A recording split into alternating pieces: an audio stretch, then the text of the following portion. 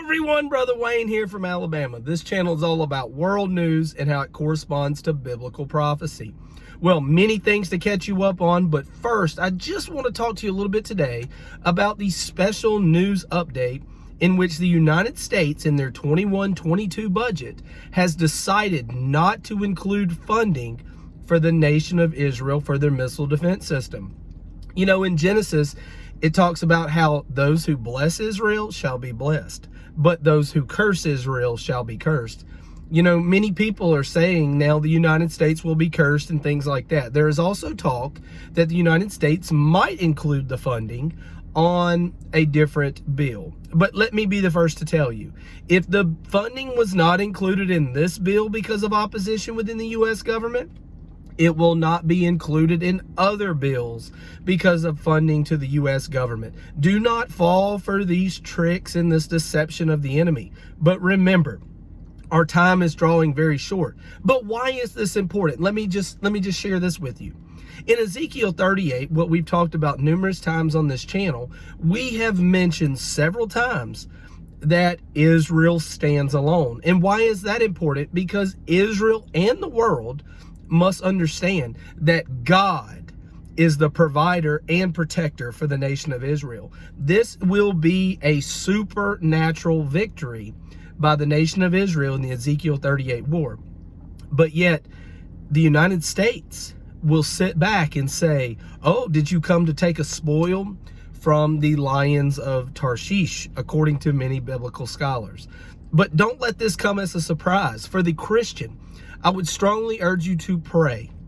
Bend the knee today and pray for the nation of Israel. Pray for the unsaved in Israel.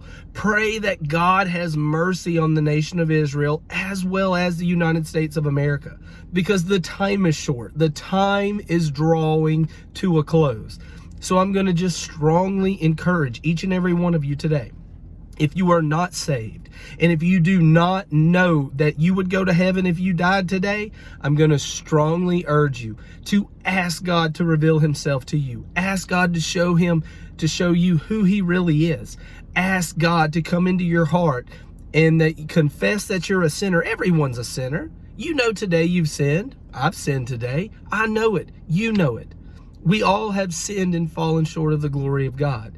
But only by the blood of the cross that was spilled on the cross of Jesus Christ for the payment for our sin are we deemed righteous by the eyes of God. That is it. The only way to get to heaven is through Jesus Christ, the Son of God. So I'm going to just encourage you today, look up, our redemption draweth nigh. These things were going to happen. These things were always destined to happen. Don't let it fear you. Don't be afraid. But know that God's time clock, particularly with the nation of Israel as the Revelation period, the 7-year tribulation period, is to turn the face of Israel back to Jesus Christ himself. That is the purpose of the 7-year tribulation period. Remember, the church is gone. According to 2 Thessalonians, he who are alive and remain shall be caught up and shall meet him in the air with the voice of the trumpet of the archangel, and those shall forever be with the Lord. I strongly urge you today, do not wait and think that you will do and you will talk to God and you will confess your sins. Believe on God tomorrow, for tomorrow is not promised. Each and every one of you know that, especially with the uncertainties going on in the world, especially with everything happening, tomorrow is not promised today. So I'm just going to encourage you with that. I want to leave you with that. I wanted to come to you today and tell you that. And then also just say, be on the lookout for prayers and please provide prayers for my family. We've been going through it. We've had a rough time lately, and I will update you on that later. But my wife, she's doing well. She's starting to get treatment for her MS disease diagnosis, and so it's really been a shock to each and every one of us. But yet we stand firm, knowing that God's will is sovereign and God has a plan for each and every one of us.